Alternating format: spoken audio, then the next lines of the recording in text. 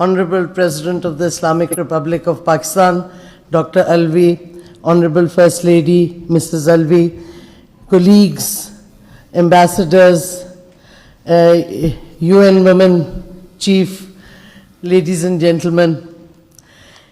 Every year we celebrate International Women's Day.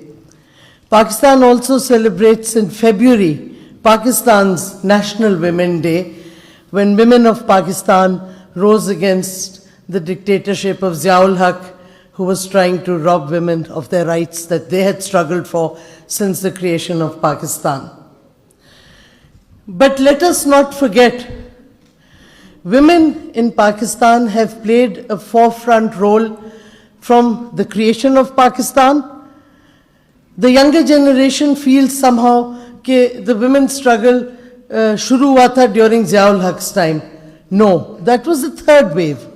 The first wave was in the creation of Pakistan, when the women stood with the male leadership, with Quaid-e-Azam Muhammad Ali Jinnah in the creation of Pakistan. Then we had the women who in the 60s, during another dictatorship, that of President Ayub, fought and got past the family laws of Pakistan, a very important step in women moving forward with their inheritance rights, with their right given to them in Islam, but codified, right to divorce and so on. So the family laws was a struggle again by the women of Pakistan. तो ये हमारी history है ख़वातीन की पाकिस्तान में, कि जद्दोजहद करके हमने अपने हकूक़ लिए जो हमारी आइन में अब हैं और जो हमारा मज़हब हमें शुरू दिन से देता था.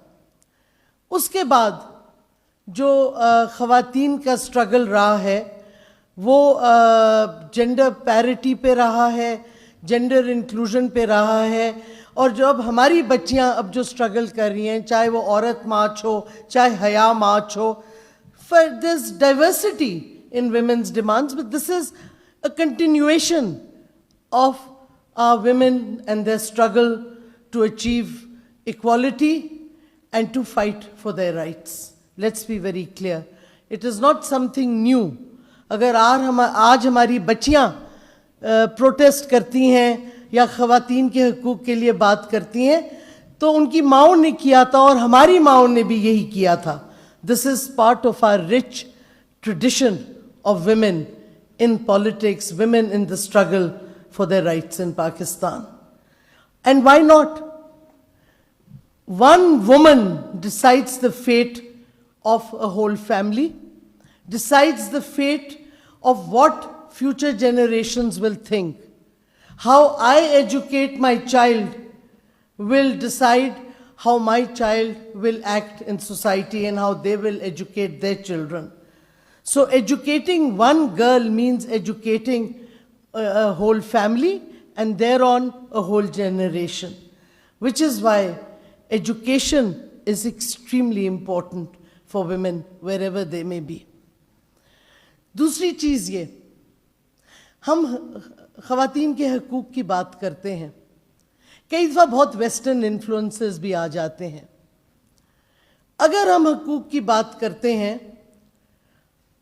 सबसे बड़ा हकूक़ ये कि मैं अपना फ़ैसला खुद करूं, मैंने क्या करना है, किस तरीके से करना है, कवानीन के दायरे में रहते हुए, आइन के दायरे में रहते हुए. That is why today, International Women's Day, we must talk about women everywhere. We must talk about the biases, the Islamophobia that exists, especially in the Western world. Today in the papers I read, Switzerland has put a ban on the burqa, the veil. Why? Why can a nun in a habit walk in public places, enter public offices in European countries, but in many European countries, a woman wearing the veil cannot enter public offices. She cannot wear a symbol of her religion as it's assumed. These are the biases that we fight about. हम कहते हैं पाकिस्तान में हमारे बहुत से मसले मसाइल हैं, ख़वातीन पे जुल्म होता है, तशद्दुद होता है, और हम लड़ रहे हैं उसके लिए. We want to end that violence against women. We want to end the discrimination against women, because not that it's a favor that any government will do. These are our rights in our constitution. These are our rights that the government has as a responsible government to give us. They're not doing a favor. They have to give it because it is their obligation and it is our right to get those rights enshrined in the constitution. But let us also be aware that biases against women exist on many fronts, and a lot of them are embedded in the new rising form of Islamophobia, unfortunately. And we're seeing that in the Western world, which preaches to us about rights. Yes, we know about rights, but please do introspection also. Why are Muslim women being denied their rights? Which brings me to another issue. Why is no one in the West talking about the abuse of the Kashmiri women by Indian security forces? 1991, the mass rape of Kashmiri women took place in Kunan and Pushpora. The case is registered in the Indian courts. Nothing has happened. Many reports are, and Rula, you know, we've discussed this many times. Many EU reports are published on rights of women and so on. Why has India never been chastised about the rape, mass rape of Kashmiri women as a weapon of war? Why has India been allowed to brazenly violate all international conventions it has signed, including the 4th Geneva Convention, which prevents a person belonging to an occupied territory to be removed to a prison in the occupation country? And yet, we have Asya Andrabi, who is suffering in Tira jail in New Delhi, with her, a number of other women. Why has there been no word about it? All human rights reports that come out of the West ignore what is being done to the Kashmiri women. And I think on International Women's Day, because this is not just related to Pakistan, I would be amiss if I did not raise my voice against the total acceptance of the terrorism that is being done by the state, the government of India, against the Kashmiris. And on this day especially, I want to mention the plight of the Kashmiri woman who has been thrown into jail illegally in Delhi, the Kashmiri women who have suffered blindness because of pellet guns. By the way, a weapon that has been banned. It's an inhumane weapon. There's an Inhumane Weapons Convention, that's a short word for it. And India and Pakistan are both signatories to it. But nobody says anything to India. So when we talk about women's rights, let's, especially on International Women's Day, then we must talk about the rights and the protection of women across the world. Not just, yes, we in Pakistan, of course, have to give priority to what is happening to women in Pakistan, but we cannot keep quiet about what is happening to women in other parts of the world. And Kashmir, which is a disputed territory, and it's an integral, Kashmiris are part of Pakistan in spirit, in commitment, and all that needs is for the UN to wake up from its slumber and provide the plebiscite, which they provided to another case which was just like this, which was the creation of East Timor as a separate country. If you look at UN resolutions, just as an aside, but I want to point out, so people remember history. History is very important. Same resolutions in the UN Security Council relating to East Timor as they do to Kashmir. The only difference was the occupation power was a Muslim country, Indonesia, and here the occupation power is the brutal Indian state. So the East Timorese leadership was given Nobel Peace Prizes during their struggle.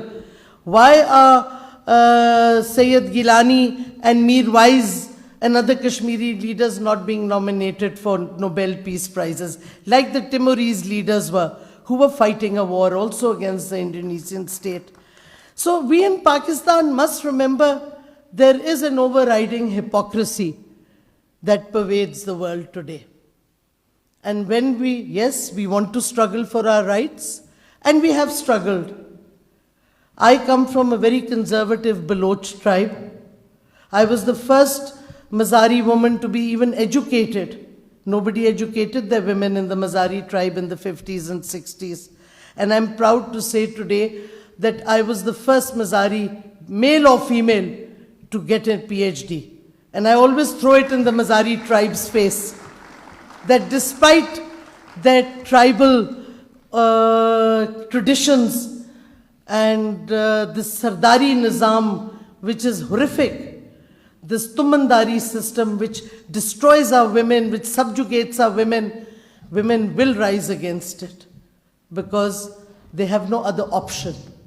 Education will come to all women because out of economic necessity, if nothing else. And we will raise our voice and we will move forward. But while we are moving forward, let's not forget the plight of women in other parts of the world. Let's not especially forget the plight of Muslim women in non-Muslim states and the severe Islamophobia that they are suffering against. Do you know, in one European country, a new law has been made that a woman, if she is using the health service, can't have a choice of doctor. So everybody knows that Muslim women would prefer to go to a female gynecologist. But now this law has come, so the Muslim woman will either have to accept national health care or they will have to use the private services. So there are many ways in which discrimination is increasing and Islamophobia is increasing, and we must be aware of it. And we must make sure, doubly sure, that our minorities are not discriminated against. If I am raising my voice against discrimination and Islamophobia, then I must make sure it is my responsibility that in my country, our minorities are not discriminated against. So that is another thing that we must really do. And I think there have been many long speeches, so I will not go on much further. But I want to say, I also want to correct one little thing. We already had inheritance laws. What we have done is, we have done amendments to ensure their implementation as they already existed, and that has made a big difference. Because now it will be much easier to enforce the inheritance laws because the lacunas have been covered. So it's not that we didn't have inheritance laws, but we have improved and amended those. I also want to point out that our ministry has already prepared an amendment bill on the harassment of women at the workplace, because we felt the definition of workplace was inadequate, the definition of harassment was inadequate. So we are going to be introducing that soon in the National Assembly. Our bill is, amendment bill is ready for that. And if you go on our website, you'll find out all the hard work our ministry has done as a collectivity. And our previous secretary is sitting here, who was extremely active. Rabia is sitting right there. And our new secretary has taken up the challenges equally strongly to move further on human rights. So let me leave you with this thought that first and foremost, I am a woman, and that is how I must be respected. Then comes mother, sister, daughter. First, I am a woman, and that should be alone in the respect and the rights that are mine by law and mine because my religion gives them to me. Thank you very much. Pakistan Zindabad.